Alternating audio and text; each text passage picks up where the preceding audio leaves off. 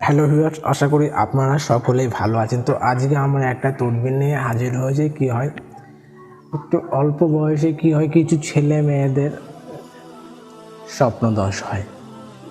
আর এগুলো অ্যাকচুয়ালি এই কারণে হয়, কারণ শয়তান আসে, শয়তান কুমন্ত্রণা দেয়, তো সেই ক্ষেত্রে এইগুলো হয়ে যায়।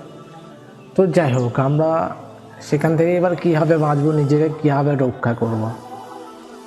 কারণ একটি গুরুত্বপূর্ণ জিনিস সেটাই যদি নষ্ট হয়ে যায় অকারণে, তাহলে তো প্রবলেম, সমস্যা। তো আজকে আমরা সেটাই শিখবো, কীভাবে আমরা এই স্বপন দোষের বিমারি থেকে আমরা বেরিয়ে আসব। তো আপনাদেরকে আমি দুটো আমল সম্পর্কে আজকে বলবো, যেটা শোয়ার সময় 15 বার বলবেন।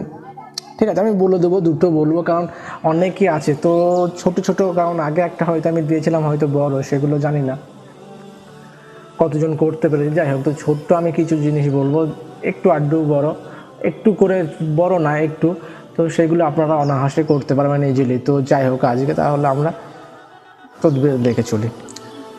তো তদবিরটি হচ্ছে কি, আস সামি উল মুমিত, আস সামি উল মুমিত। তো এই তদবিরটাকে আপনারা যখন শোবেন, তখন আপনার বুকের মধ্যে, ছেলে মেয়ে উভয়েই করতে পারেন, বুকের মধ্যে ডান হাতটা, আপনার রাইট হ্যান্ডটাকে বুকের মধ্যে রেখে 15 বার পড়বেন। 15 বার পড়ার পরে আপনি শুয়ে পড়বেন। তারপর আর কাউরির সঙ্গে কথা বলবেন না। ওকে, ক্লিয়ার? যদি বুঝতে সমস্যা হয় তাহলে আমাকে কমেন্ট করবেন, কন্ট্যাক্ট করতে পারেন। অ্যাবাউটের ডিটেলস দেওয়া আছে, ইনফরমেশন, কন্ট্যাক্ট ডিটেলস। আর যদি কোনো সমস্যা হয় এখানে কমেন্ট করবেন, আর লাইক কমেন্ট শেয়ার করবেন। সবাই ভালো থাকবেন। সরি, তো আর একটা তো বলতে ভুলেই গেছি। তো আর একটা হচ্ছে সূরা নূহ।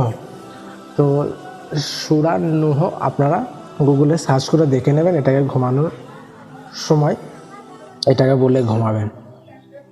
তো এটা আপনার কাজটি হয়ে যাবে, আর স্বপন দোষ হবে না। আর এগুলো যদি মনে করেন যে শত্রু থেকে মুক্তি হবে, এটাকে যদি সূরা নূহ যদি পড়েন, তো এখান থেকেও আপনার শত্রু পরাস্ত হয়ে যাবে। তো সেটার নিয়মটা আমি বলে দেবো। ওকে, তো সবাই ভালো থাকবেন, সুরক্ষিত থাকবেন, সাবস্ক্রাইব করবেন। ধন্যবাদ।